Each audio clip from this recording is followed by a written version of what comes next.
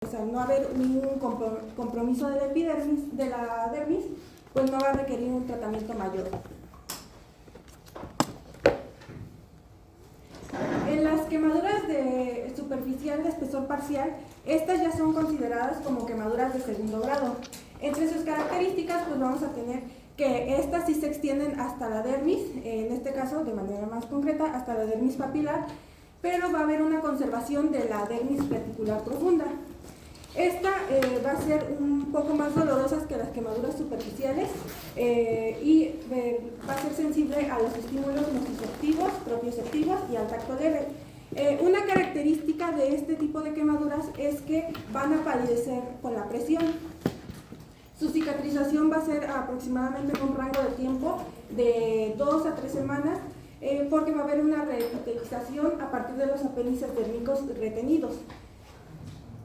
Esta, para su tratamiento, generalmente no va a requerir ningún tipo de ablación ni injertos, ya que la piel va a regenerarse por sí sola. Va a llevar un poquito más de tiempo, pero sí genera una regeneración. Aquí, como característica, vamos a tener la formación de ampollas.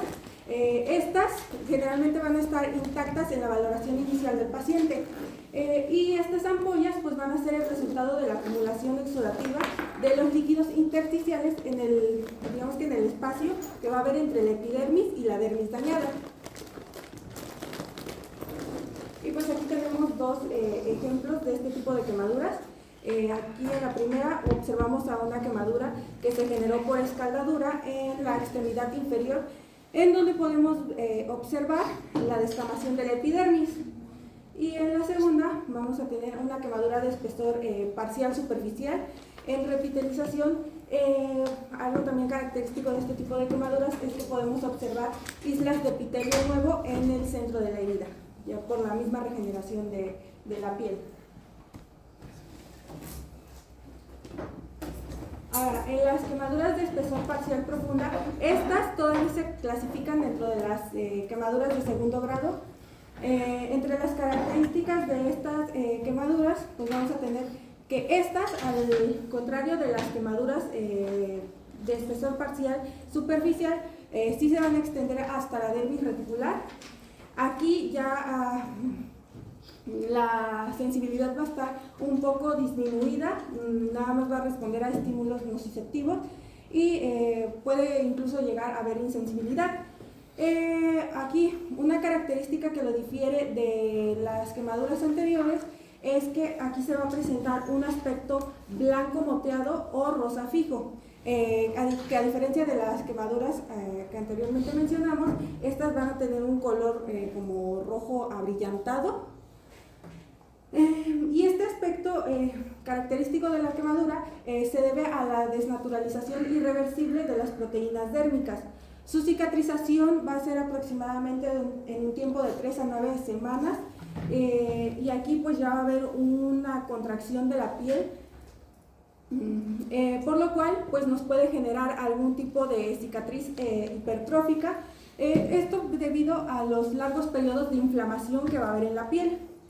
Al contrario de la quemadura anterior, pues no va a palidecer a la presión, ya que la vascularidad y el llenado capilar pues se van a encontrar deteriorados.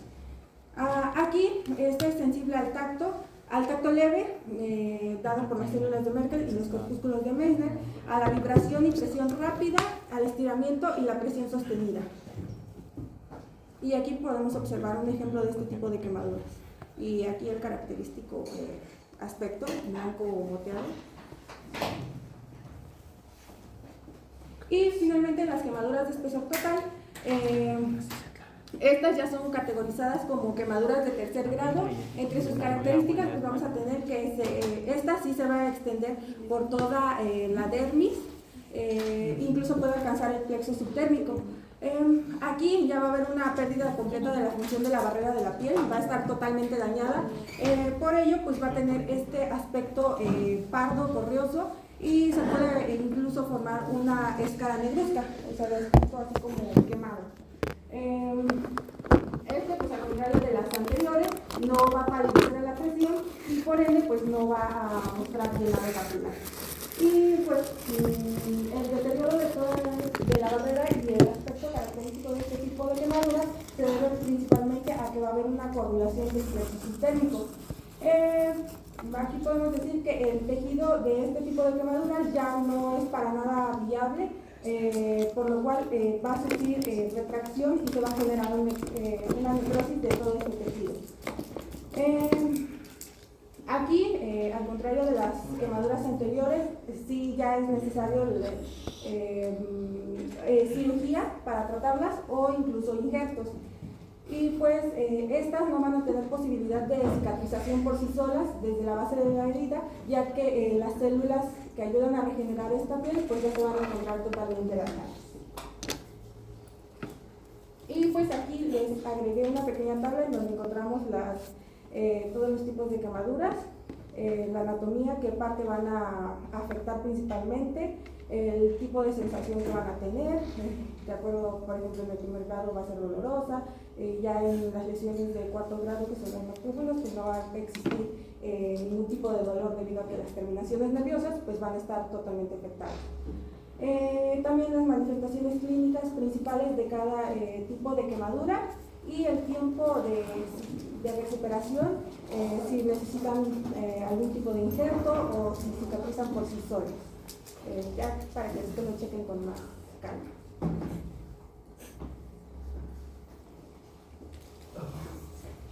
Bueno, de ahí vamos a hablar sobre epidemiología. En cuanto a nivel global, nos dice que hay más de 110 millones de personas que sufren quemaduras al año. También más de 180.000 son muertes. El 80% de estas muertes pueden ser prevenibles y el 90% son por agentes térmicos, como lo menciona su compañía, por contacto de agua o aceite o demás.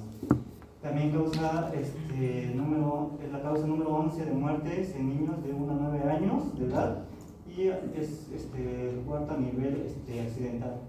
Y en Estados Unidos son aproximadamente 486.000 personas que reciben atención médica por quemaduras cada año. En México pues las cifras son iguales menores, son 113.000 personas que sufren quemaduras cada año aproximadamente, más de 1.000 casos son en población infantil, el 90% de las quemaduras infantiles son por escaldaduras, como en el nivel global.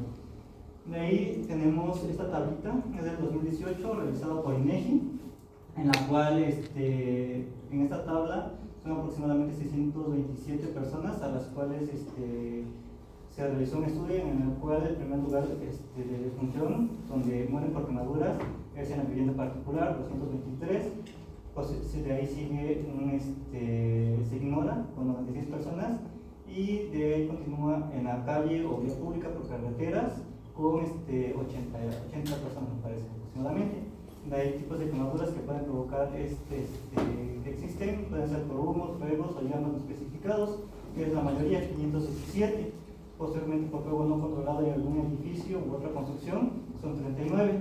Y ya pues aquí la tabla aparecen más datos, pero en fin estos son los que más me llamaron la atención, ya que estos son los que normalmente llegan por quemaduras internas de humo o por llamas y escaladura.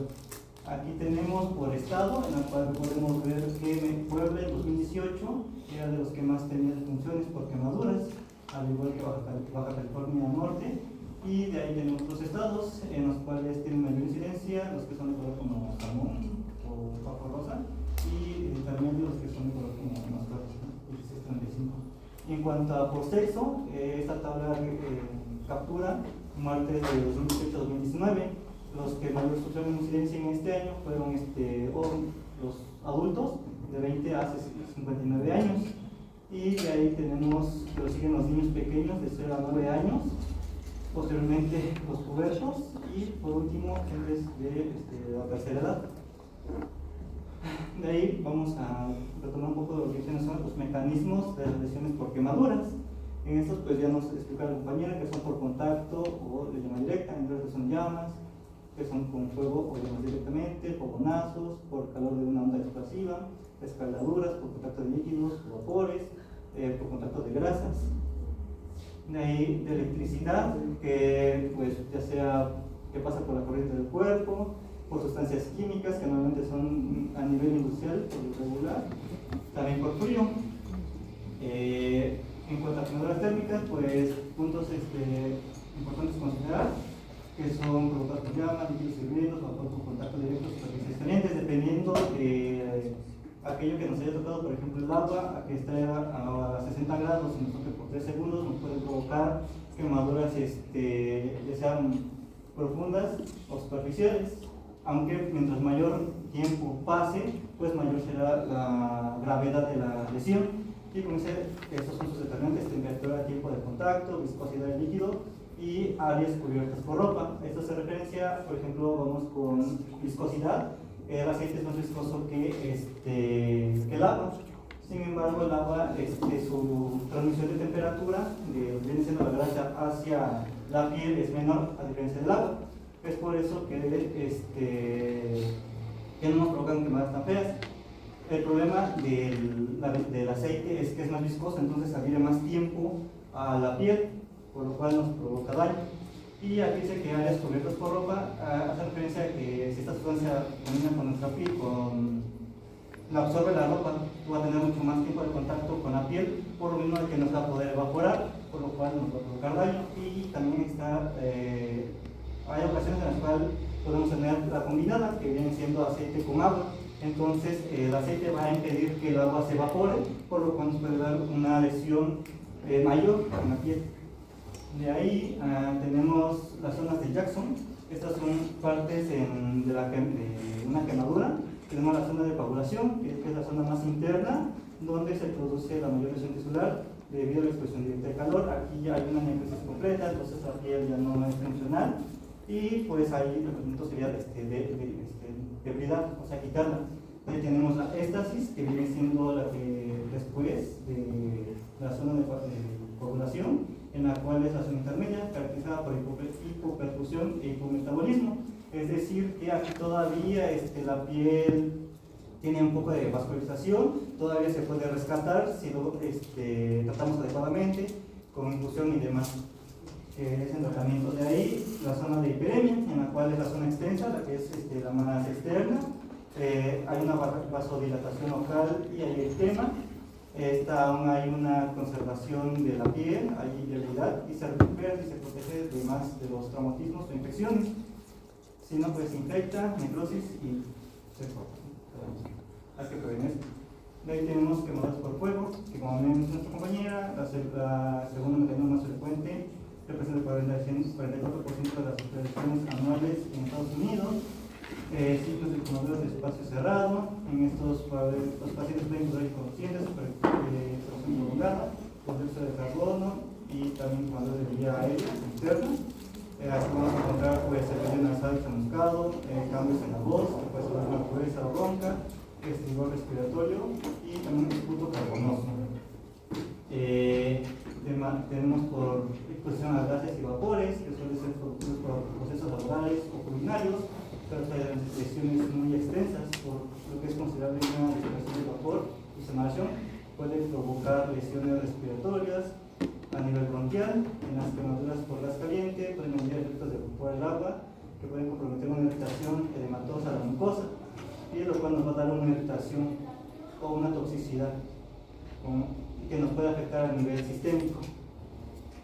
Quemaduras por químicos, esta considera más industrial. En estos hay dos grandes grupos, que vienen siendo los ácidos y las bases. Entre ellos los ácidos producen necrosis por coagulación, en una escala que actúa como barrera física, ya que esta escala se produce por la desnaturalización de las proteínas, lo cual va a crear como una capa, la cual va a impedir que el agente siga penetrando a más profundidad. Mientras que las bases producen una necrosis por liquefacción. Aquí va a haber una hidrólisis de las proteínas, por lo cual no va a haber esta capita que nos va a proteger, entonces va a penetrar mucho más profundo y pues nos causa mayores lesiones. Y va a haber también puede ser por saponificación de grasas. Y el único ácido que no nos protege con esta barrera física viene siendo el ácido clorhídrico, ya que va a actuar como una base. ¿Va? De ahí tenemos quemaduras eléctricas, las cuales producen lesiones císticas y profundas de los tejidos. Se relacionan con el voltaje, la magnitud, frecuencia, tipo de corriente, que puede ser alterna continua, y la duración del flujo de la misma, así como el volumen y resistencia del tejido a través de la corriente. Normalmente la corriente va a pasar de una mayor resistencia a menor. Es por eso que va a haber una entrada y una salida. Aquí podemos tener unos puntos característicos de esta, que se va a clasificar en una alta tensión, en una baja tensión, si es menor a 1000 voltios o mayor a este mismo. Y también, por ejemplo, los que son de baja tensión, la quemadura va a ser a nivel localizada, mientras que si es a una mayor tensión, pues nos puede provocar un daño sistémico como tal. Ahí tenemos otras características: el arco eléctrico, la corriente pasa de un área de alta resistencia a una de baja resistencia, lesiones en contacto de piel, esto que se ha mencionado, que va a pasar, digamos, vamos a tener otra característica, que es el desvío eléctrico, la cual es una alta frecuencia de más de 50-60 Hz y pasa sobre la piel generando calor y luz intensos. No va a estar en contacto directamente con la piel, sino que vamos a estar a cierta distancia, pero por este arco eléctrico puede llegar a tocarnos. Y tenemos otros síntomas como aparición del síndrome como el... Si alguien quiere cometer que lo haga, y tú procuras resumirlo, ¿sabes? ¿Dónde? Y tú procuras resumirlo. Está bien entendido. Sí, tenemos el síndrome compartimental asintomático, necrosis cística, rapidomólisis y corriente de tensión.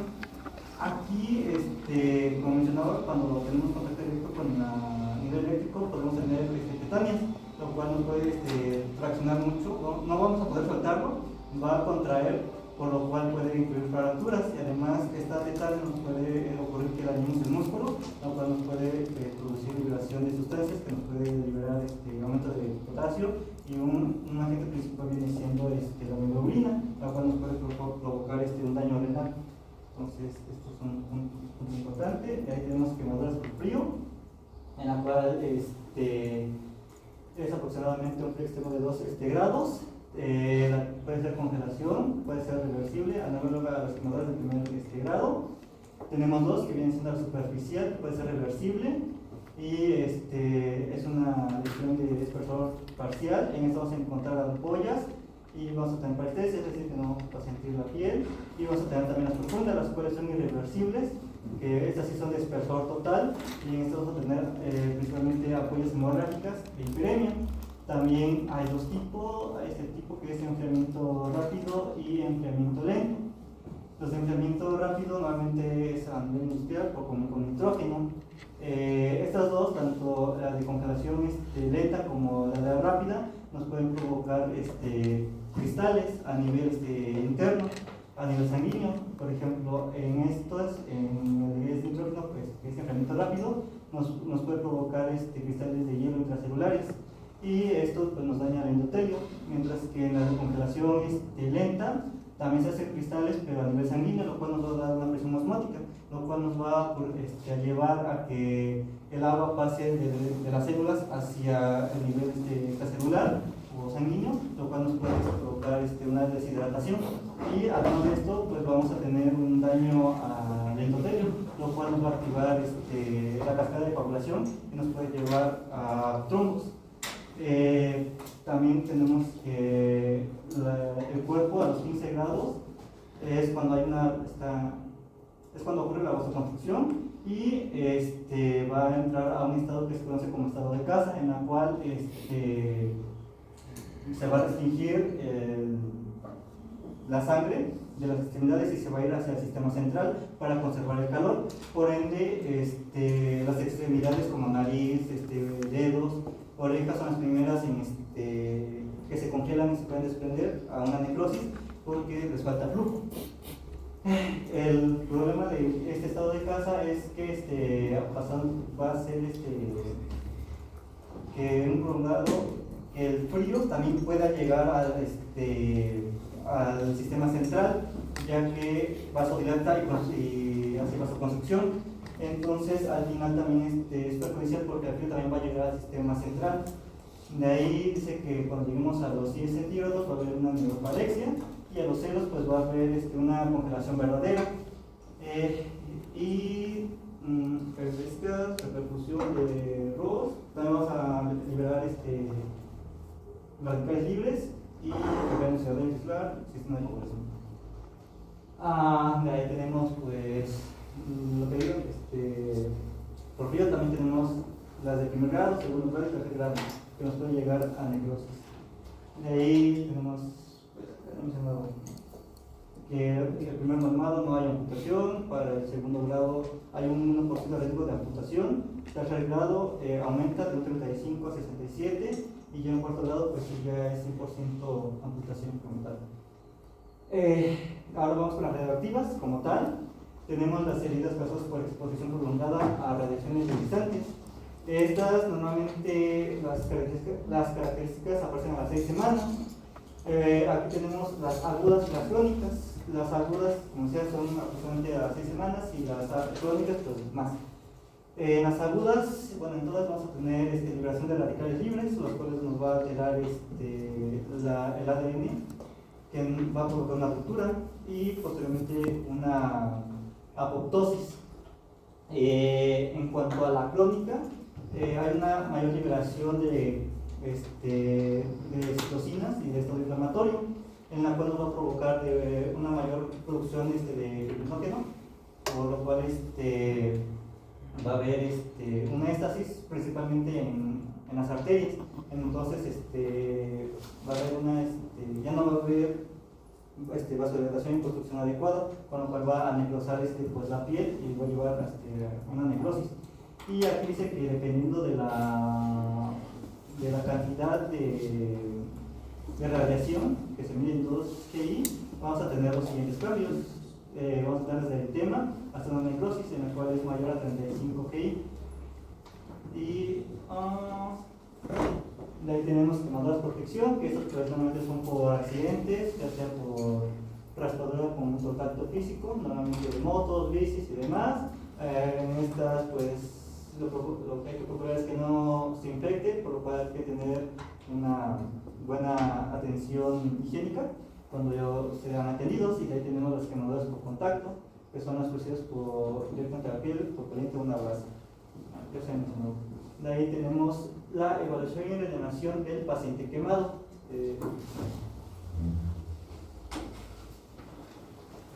Bueno, ya vimos todas las características de las quemaduras. Ahora vamos a ver nosotros cómo vamos a reaccionar ante una quemadura. Tenemos el tratamiento precoz y eficaz, tiene un impacto importante sobre la evolución del paciente quemado. La atención debe ser rápida y apropiada para evitar complicaciones graves como es una infección, el shock y mejorar la recuperación general del paciente.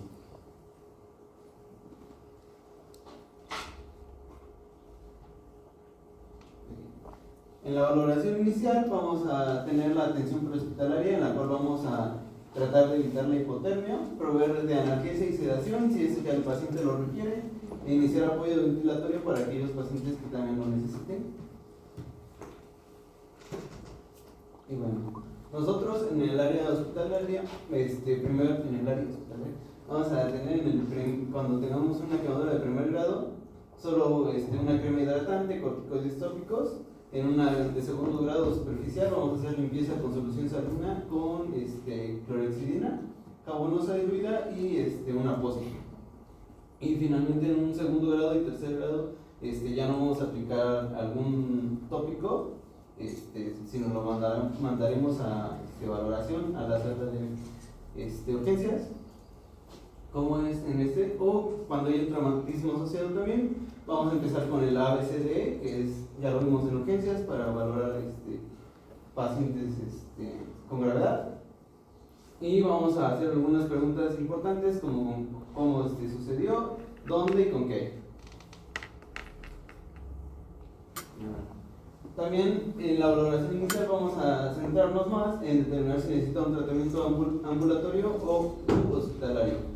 También se requiere un tratamiento en un centro con certificación de quemaduras, y esto se puede lograr fácilmente con el ABCD. Vamos a investigar la presencia de lesiones asociadas, como puede ser intoxicación por humo, trauma físico, lo cual podría haber ocurrido en el accidente, con fracturas, heridas y contusiones, y lesiones faciales, cervicales o pulmonares que puedan complicar el tratamiento. Este último es muy importante, lo veremos más adelante, que esto puede restringir muchas veces la contracción del tórax y por lo tanto disminuir su función. Bueno, empezaremos con la vía aérea. Primero veremos que no hay alguna obstrucción por un edema, ya que es la principal causa de muerte en pacientes quemados. Se debe realizar una intubación orotraqueal inmediata en pacientes inconscientes con sospecha de daño por inhalación, insuficiencia respiratoria o con quemaduras muy extensas. Ahora, en la respiración, vamos a ver que a pesar de que haya una vía aérea permeable, no equivale a que haya una respiración adecuada, por lo cual se debe comprobar siempre la frecuencia y la calidad de la respiración. Debe administrarse en todos los casos oxígeno a flujo con una mascarilla facial más bolsa reservoria. Se deben conseguir concentraciones cercanas al 100% y ante la presencia de lesiones asociadas como neumotórax se requiere un tratamiento específico. En la circulación vamos a establecer un acceso intravenoso para la reanimación y la analgesia, la administración de líquidos mediante esta regla que es 4 mililitros por kilogramos del paciente por porcentaje de superficie corporal quemada en las primeras 24 horas. Ya habíamos visto de cómo calcular el porcentaje de superficie corporal quemada, y esta debe ser administrada en las primeras 8 horas, la mitad, y el resto en las siguientes 16 horas. ¿Cuáles son los objetivos principales de la atención primaria? Es el control de la hipovolemia, obtener la perfusión tisular máxima y la entrega de oxígeno a los tejidos quemados, así como a los órganos sanos. Para la valoración del paciente, debemos centrarnos en que no vamos a tratar al paciente, no a la quemadura, y detener el proceso. En una valoración secundaria, ya vamos a identificar el resto de las lesiones asociadas, ya vamos a tratar la quemadura como tal, y con esto vamos a evaluar la respuesta de las medidas por la resucitación inicial, la valoración neurológica, la inmovilización de las fracturas, la protección de heridas abiertas y la valoración en sí de las quemaduras por profundidad y extensión. ¿Cómo vamos a valorar las quemaduras? Pues principalmente con definirlo si se destruye el tejido o no, como ya hemos visto por los grados de profundidad, y algunos factores que nos van a ayudar al pronóstico del paciente va a ser la edad, la extensión de la quemadura, la profundidad, la localización, ya que si se encuentra cerca de órganos vitales, como en la cara, cuello, en el tórax, y si hay algunas lesiones asociadas y el tipo de accidente.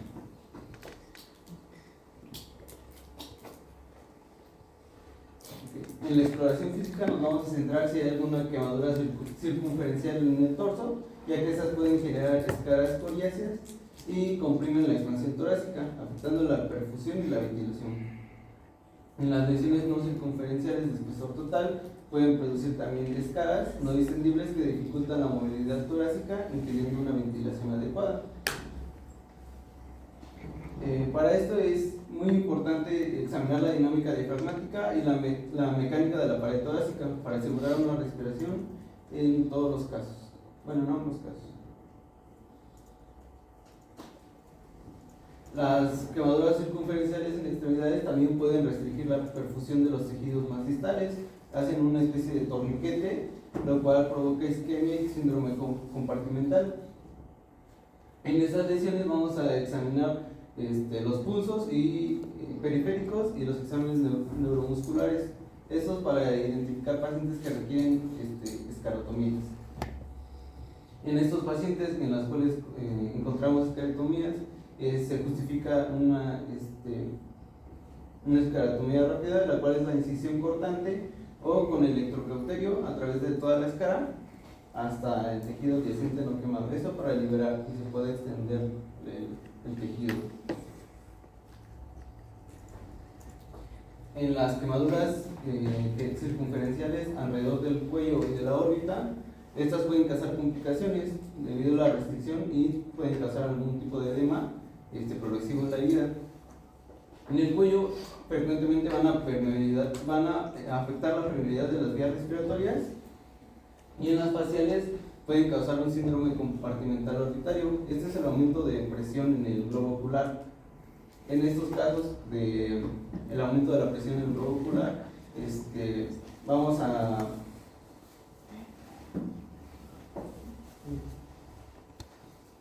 podemos hacer una cantotomía lateral, la cual es hacer una incisión en la parte lateral aquí del ojo para liberarlo y no una lesión. Ya habíamos visto los criterios de gravedad, como nos ha visto la compañera. Estos nos van a servir para saber si debemos mandar al paciente a un lugar especializado o no, o si lo podemos tratar nosotros mismos. Y en resumen, aquí tengo una tabla en la cual vamos a empezar con la reposición de líquidos, con la fórmula de Parkland, el cuidado de las heridas con antimicrobianos, fallacina de plata, acetato de mafenida, clorhexidina y otros, cubrir con una gasa. En la analgesia vamos a ocupar opiáceos, y otros pueden ser los profilaxis, como los inhibidores de la bomba de protones, eso en caso de sospechar de inhalación, y asegurar una alimentación adecuada. En la cirugía podemos utilizar la esclerotomía en casos de quemaduras circunferenciales que ya habíamos visto, y el uso de algunos injertos quirúrgicos.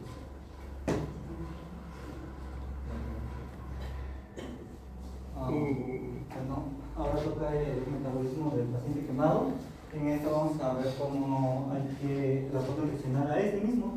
Por lo mismo del hipermetabolismo, cuando se quema se va a liberar el hipermetabolismo, el cual ocurre en pacientes quemados de moderados a graves, y se caracteriza por una fase de hipometabólica inicial, es decir, que va a disminuir el metabolismo y posteriormente va a consumir más energía. ¿Y dónde va a consumir esa energía? Principalmente lo que viene siendo el músculo y grasa madre, pero principalmente músculo, en la cual vamos a tener liberación de glucagón, cortisol e insulina. Por eso si nosotros tomamos una glucosa en este momento, pues va a estar súper elevado, y aumenta más de 20 veces las catecolaminas. El corazón, pues obviamente va a estar mucho consumo de oxígeno, aumento del gasto cardíaco, por eso vamos a encontrar taquicardia y la frecuencia cardíaca aumentada. Aquí podemos agregar un metabloqueador, estos son los cuales que en los niños es muy beneficioso y en adultos también. Sin embargo, hay que tener cuidado. ¿Por qué? Porque podemos hacer que llegue una bradicardia. También en el riñón pues vamos a tener producción de amoníaco, glutamina y sobre todo una pérdida de nitrógeno. Es por eso que nosotros tenemos que hacer mediciones de nitrógeno también en cuanto a la alimentación. Vamos a ver más adelante. De ahí tenemos disminución de calcio y magnesio, lo cual que nos puede llevar fracturas, contenido mineral óseo y densidad mineralosa, lo cual nos puede llevar a fracturas. Tenemos lo de las grasas, aumento de ácidos grasos y glicerol, y de músculo, que decía que es lo que más se va a consumir en esta fase. Ahora dice, ¿cuáles son las consecuencias del hipermetabolismo? Pues dice que en un metro cuadrado de piel quemada tiene una pérdida diaria de nitrógeno de 20 a 25 gramos, lo cual determina una pérdida de 20 a 25% de masa magra corporal, que nos puede llevar a una sepsis, a una gangrena y finalmente a la muerte. En su forma severa, genera sarcopenia, la cual se asocia con disfunción orgánica, la cual va a debilitar el músculo y una mayor mortalidad. También puede ser por malnutrición. Entonces dice que cuál es el déficit energético proteico estimado en el paciente quemado. Las quemaduras de más del 30% de la área corporal en adultos y 20% en niños pueden multiplicar, hay unos que dicen que pueden multiplicar hasta por 2, y algunos que dicen que hasta 200% vienen siendo las tasas metabólicas normales. Y un déficit energético es de 243 más o menos 654 kilogramos por día. Y un déficit de proteínas de 49 más o menos 4 gramos por 41 gramos por día. Bueno, aquí vamos a tener aumentos que viene siendo el metabolismo, vamos a tener un catabolismo inducido por estrés, lo que había mencionado, y aumento del gasto energético en reposo. Entonces, aquí algo que nos ha mencionado el compañero, el consumo de oxígeno del paciente quemado. Al respecto, aquí dice que los individuos sanos consumen 2/3 del oxígeno que está acoplado a la fosforilación oxidativa, en tanto al tercio restante es atribuible a la termogénesis. Y el paciente quemado crítico se invierte, ya que 1/3 es la respiración mitocondrial y los otros 2/3 son a la respiración por disipación de calor. De ahí dice que vamos a encontrar una hiperglucemia. La lesión térmica induce estrés sobre el retículo endoplasmático en la piel, tejidos adiposos, musculares y demás asociados. Vamos a tener una hiperglicemia, por lo mismo, de que por el estado de choque nos va a aumentar lo que viene siendo nuestra resistencia vascular periférica, lo cual pues, nos va a llevar a una hipoperfusión y pues vamos a utilizar un uso metabólico anaerobio. Es por eso que pues el anaerobio utilizamos la glucosa para convertir el fibroto y piruvato a lactato en vez es por eso que vamos a tener, si hacemos una gasometría, pues vamos a tener el lactato elevado. De ahí tenemos resistencia a la insulina, por lo mismo que se está liberando toda la glucosa al cuerpo, por lo que necesita. Y pues aquí también podemos ocupar lo que viene siendo. El libro menciona que podemos utilizar metformina o insulina, nada más que la insulina puede provocar efectos adversos a hipoglucemias si no se controla adecuadamente, o también a déficits electrolíticos, principalmente el potasio. No lo vamos a usar de primera intención. No. O sea, no le veo mucho chiste. O sea, de hecho no la usas hasta posterior. Que le das el glucosa. Sí, después de ahí tenemos la resistencia a la insulina, pero ya es posterior cuando el paciente ya está estabilizado, pero no podemos dar picos como tal. Dice que. Yo creo que eso es el manejo. Sí. Bueno. Y se valora. La hiperglicemia secundaria a la respuesta metabólica al trauma es muy elevada. ¿Me está preguntando? Sí. Sí. ¿Qué tan elevada? No recuerdo ese dato. Investigaré. ¿Cuánto es la glucosa normal? O sea, De necesitamos datos más prácticos. 90 a 110. Ajá, y bajo estrés en un paciente no diabético, ¿cuánto debe de ser? Un diabetes ¿Tienen idea? que no aumente de 120. Respuesta metabólica del trauma normalmente es el doble, no más. Si hablas de más, el paciente ya es diabético y no lo sabía. Pues son datos que no sirven, porque esto ni la terapia no. Solo que estés ahí haciendo cosas muy específicas, ¿no? Necesitas, por ejemplo, la insulina no la vas a utilizar en una respuesta metabólica al trauma, es una respuesta normal. ¿Y qué tiempo acaba? Por ejemplo, eso nos interesa más saber que esto. ¿De acuerdo? Por ustedes siempre resulta. Viendo de ahí. Sigue. Sí. Bueno, aquí los principales formas en las cuales podemos administrar la alimentación es mediante vía enteral o parenteral. La enteral puede ser por una sonda, ya sea nasogástrica o nasobiliar. En caso de que no se pueda, pues vamos a ir a una yeyunostomía o una gastrostomía. La gastrostomía rápida dicen que hay mejor alimentación, pero sin embargo se prefiere la yeyunostomía, ya que es Bueno, al final yo creo que vamos a hacer el resumen de qué manejo le vamos a dar. A un quemado no lo vamos a poner ni siquiera, a lo mejor la sonda sí, pero hacerle una yeyuno o una gastro de inicio no. Esto ya es cuando el paciente ya está No, de inicio. no, posterior. O sea, queremos saber que le hacemos un quemado. Tú ya estás en una terapia con esto, que ya hacemos un quemado. O sea, el equipo les comento. Sí. O sea, de inicio, ok, estuvo bien el ABCD, que es el ATDS. Y luego si se manda específicamente la quemadura. Pero para llegar a un quemado específicamente, a que ya lo dejes así, porque casi son los que vienen con esputo carbonáceo y no tienen vía aérea alta, ¿no? Y más bien ya están en un riesgo alto de muerte. ¿Okay? ¿Sí me explico? ¿No te anda? O sea, tienen que resumir el tema, por eso lo tienen para leer.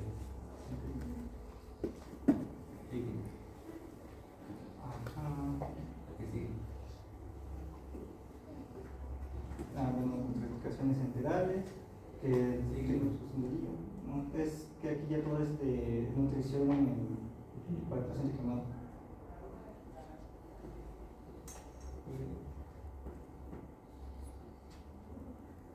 Bien, que le pregunte todo eso en el examen. Yo les dije, ese examen que traigo está basado en sus exposiciones y el que ya tengo listo también. Y esto está medio. Algunas preguntas muy buenas. Continuando con el tema, vamos con el tema de complicaciones sistémicas del paciente quemado.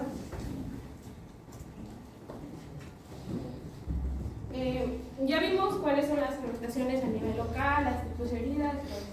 Pero ¿qué ocurre a nivel neuronal?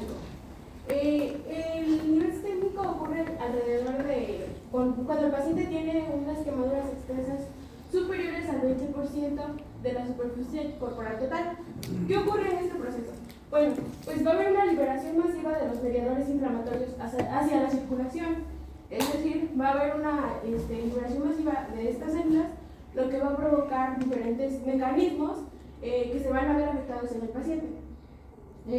Lo primero que vamos a tener es que va a haber un aumento en la permeabilidad vascular.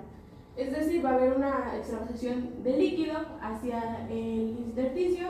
¿Y qué va a provocar? Pues va a haber una aparición consecuente del edema. ¿Y esto a qué nos va a llevar? Bueno, de primera instancia pues vamos a tener la hipovolemia. Y pues de manera más complicada puede caer el paciente en un shock hipovolémico. Que pues en sí la hipovolemia pues es la disminución del flujo sanguíneo, lo que va a llevar a una reducción de oxígeno en los tejidos.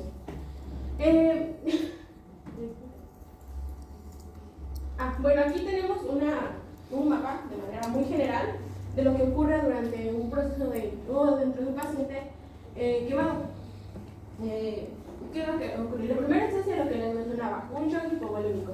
Se van a ver afectados tanto pulmones, riñones e intestinos.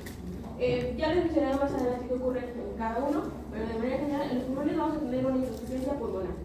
En los riñones vamos a tener necrosis tubular e insuficiencia renal. En los intestinos se va a ver afectada la primera línea del hilo intestinal y vamos a tener puede haber ahí riesgo de una sepsis, es decir, una sobrepoblación bacteriana. Ya les mencionaron que se pierde la barrera cutánea. El paciente se va a ver más inmunodeprimido, es decir, que va a tener defensas más bajas y por lo tanto pues tenemos otra vez el riesgo de la sepsis. La respuesta hipermetabólica, vamos a tener una desnutrición y un catabolismo proteico. Estas son de manera general las alteraciones, que son las cardiovasculares, hematológicas, renales, pulmonares, hidroeléctricas, líticas, gastrointestinales, neurológicas y el riesgo de infección o sepsis. En primera línea tenemos las alteraciones vasculares.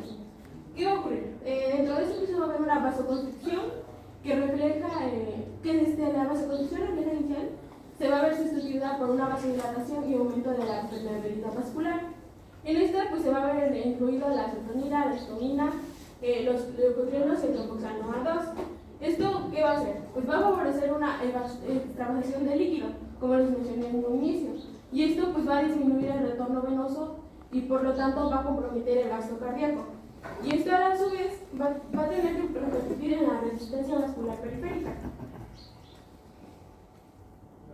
Ok, eso fue de manera inicial, o sea, un momento de que se tuvo el paciente. Después de 12 a 18 horas posteriores al trauma, el gasto cardíaco empieza a aumentar y a permanecer aumentado hasta la cicatrización, dependiendo de los días que le conlleve este proceso. Las pérdidas asociadas a la alteración de la permeabilidad capilar pueden llevar al paciente a un shock hipovolémico, como se lo mencionaba en un inicio. El aumento de las pérdidas hídricas por evaporación que se deben al trauma van a llevar a una como destrucción de piel y por lo tanto recae en el shock hipovolémico. En cuanto a las alteraciones hematológicas, vamos a tener inmediatas y posteriores al trauma, que es alrededor de las 24 a las 36 horas. De manera inmediata vamos a encontrar una hemólisis aguda, es decir, que va a haber un aumento de los glóbulos rojos. Esto se va a deber a dos causas principales. La primera es la destrucción de los eritrocitos debido al impacto del calor en el momento del trauma. Y la segunda vamos a tener la disminución de la vida media del eritrocito debido a la afección, y este va a ocurrir a lo largo desde el trauma hasta aproximadamente las 24 horas. Y lo que vamos a encontrar es que el paciente va a estar hemoconcentrado, es decir, va a tener un mayor flujo en ese momento para ayudar tanto a la valoración sistémica, y de los 24 a las 36 horas lo que ocurre. Bueno, de primera línea vamos a tener que se forma una anemia microcítica hipocrómica. Tenemos una disminución de la masa eritrocitaria que va a ser de un 3 a un 15% aproximadamente. Y esto lo que va a hacer es que va a llevar a una disminución de la eritropoyetesis y a la aglutinación de los glóbulos rojos. En cuanto a las alteraciones renales, vamos a tener que se va a ver afectada la angiotensina, la aldosterona y la vasopresina. Y esto a su vez va a provocar una disminución del flujo renal y la tasa de nitrato glomerular debido a una disminución del volumen sanguíneo y el gasto cardíaco. Esto también puede llevar a cambios que conllevan al paciente a oliguria, que de no ser tratada nos puede producir una necrosis tubular aguda y fallo renal. También de primera instancia, como les mencioné, va a haber la hemólisis, y esto va a provocar que los depósitos de hemoglobina y mioglobina en el lóbulo renal se comiencen a compactar, ocasionando un taponamiento de los mismos y por lo tanto la necrosis tubular y la falla renal. Ahora a nivel pulmonar, ¿qué va a ocurrir? Pues de primera línea esta es la mayor causa de muerte como complicación de la quemadura. Aproximadamente de un 11.33% a un 15% de los pacientes quemados presentan alteraciones pulmonares, y esto es porque los pacientes pueden presentar edemas en las vías respiratorias, colapso alveolar, edema pulmonar y disminución del surfactante pulmonar. De manera general, la quemadura pulmonar directa más frecuente es la ocasionada por inhalación de partículas incandescentes. Esto ocurre cuando el paciente permanece atrapado en un lugar cerrado bajo el fuego. Cuando se inhala el monóxido de carbono, que es lo que contiene el humo, este va a desplazar el oxígeno de la hemoglobina y produce una especie que se llama la carboxihemoglobina.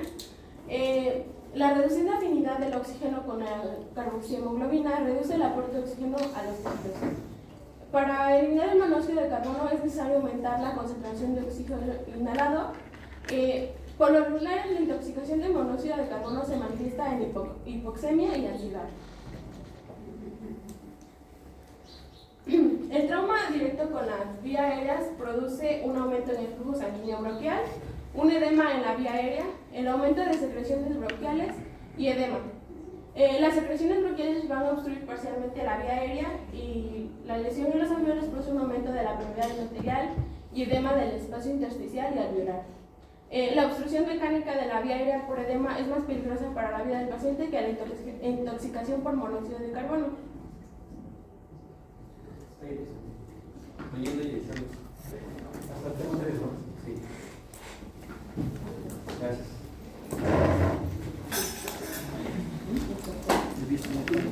Vámonos.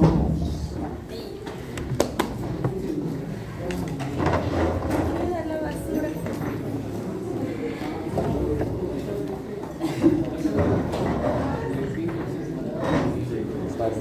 Cierto.